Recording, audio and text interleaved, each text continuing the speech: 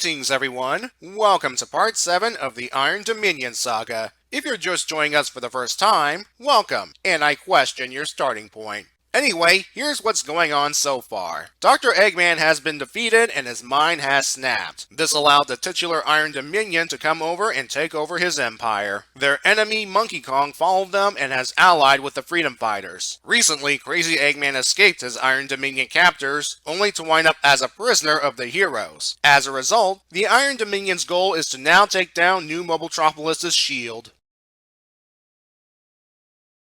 We start with this view of Fort Acorn, first introduced way back in the home arc. It's responsible for guarding the shield containing the radioactive slag that was once Robotropolis, Dr. Ivo Eggman Robotnik's former base. And it's still pretty pathetic. What is stopping an enemy from, say, going around to the other side, or aerial bombardment? Anyway, the reason they're firing lasers, I'm assuming they're lasers, is because the Iron King's approaching them. Okay, I have to ask once again, what is this guy? There has to be some kind of magic involved, or he's a Terminator. Which is funny considering Dr. Eggman once had a Terminator for a daughter, but I'm getting off topic. In New Mobotropolis' marketplace, Sally and Khan are discussing how she kept her friends together to fight Robotnik, and how she patched up her friendship with Sonic after the infamous slap of issue 134. Before things get any further, Nicole arrives to inform them of the Iron King's attack. She already sent Sonic and Tails to assist. Both inform Khan of the fort's purpose and why losing Robotropolis' shield is bad. With Monkey Kong, and by extension the Reader, up to speed, he leaves to help Sonic. Commander Prower tries to hold off the Iron King.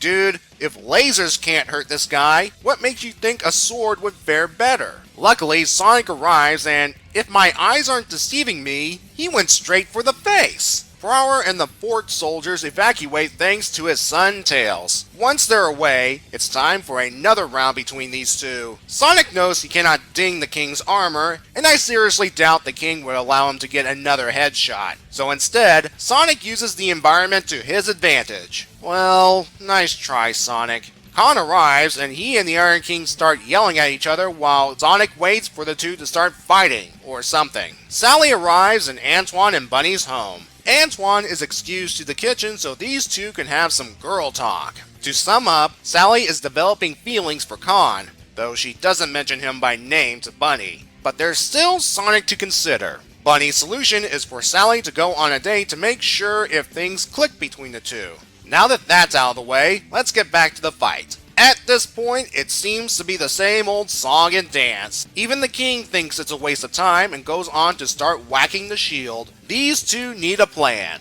Thankfully, Sonic comes up with one when Khan mentions the King's ego and lack of smarts. All Khan has to do is distract the King while Sonic makes contact with Nicole via this power siphon. With everything ready, Sonic quote-unquote surrenders and tells the King to destroy New Mobotropolis' power siphon. That way his city will lose power and the radiation shield here will remain intact. And the King buys it. As he goes to smash the siphon, Sonic reveals to Khan that Nicole rebuilt the power siphon underground, and the King is smashing an empty shell. The two bail before he realizes he was tricked. When they return, Sally takes Khan for some alone time, much to Sonic's surprise. As if by clockwork, Amy shows up and wants to hear Sonic's adventures over dinner, and Sonic accepts. Whether it's some scheme to make Sally jealous, or if he's trying to move on himself, I'll let you figure that one out. Our backup story begins with, wow, look at the Queen's face. It's probably due to stress because of her recent failures. It reminds me of Mr. DiMartino from Daria. Once the Queen leaves, the King says she wasn't always demanding and shrill, which means it's time for more backstory. When Regina first allied with Jun-kun, she revived old machines to aid in their conquest. But the various ninja clans and the free people made that difficult. That all changed when a certain Dr. Ivo Robotnik paid them a visit. He just recently had his coup and was starting to expand his global influence. Regina managed to charm him enough to endorse them as sub-bosses. With Robotnik's resources, they became the Iron King and the Iron Queen and had conquered the free people. There's still the problem with those pesky ninja clans. The Queen tried to buy off one of the clan leaders, the Bride of the Rich Knights. When she refused, the Iron King killed her.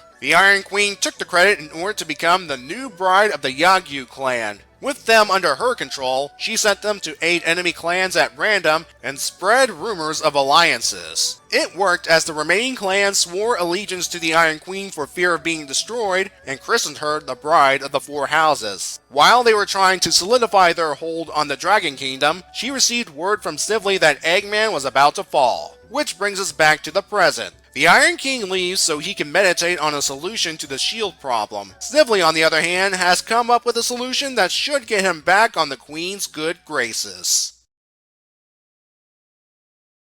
The main story to me falls under the mixed bag category. This fight against the Iron King admittedly is not a complete retread of previous engagements. New tactics were employed, such as using the environment and actually hitting him in the face. Ultimately, the heroes resorted to trickery to win the day. Now, Sonic might not have the same strategic mindset as Sally, but the guy has his moments. Also, credit to Khan and Nicole for fulfilling their part of the plan. Things got a bit murky for me when it comes to the other main point of the story, relationships. To let you know, I am not against them in general. I think the Bunny Antoine thing is adorable. It's just that when Sonic's involved, well, if you've watched my videos for any length of time, you should know that I would rather have Sonic remain single, especially after the events of the comics Dork Age. That's my opinion. If you prefer Sonic and Sally hook up, that's fine. If you want Sonic to get with Amy, that's fine. If you want Monkey Kong to die by fire, or worse, get sealed away in Robotnik's vault again because he's a threat to your ship, that's also fine. James Fry returns to pencil the story, and while the work is serviceable, his Iron King's a bit off. The main story gets a 5.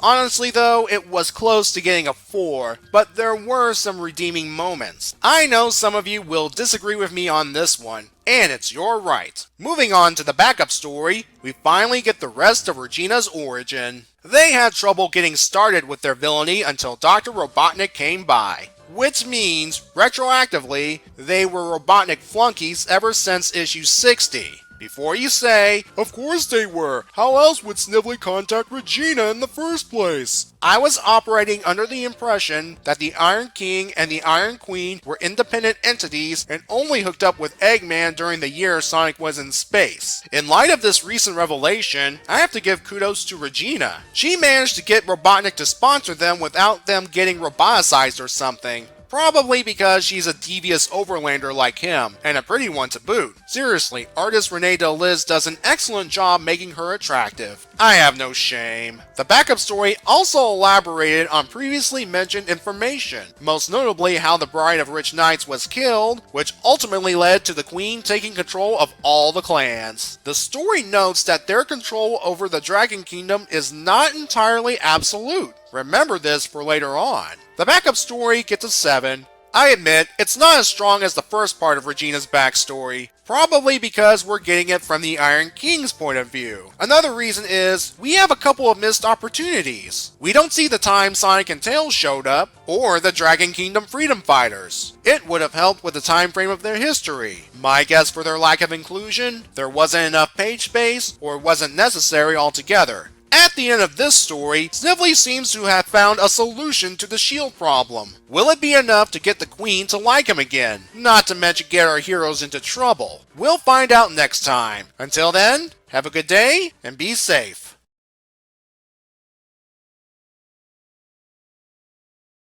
Would it kill you guys to build a better defense for the shield containing radioactive slag?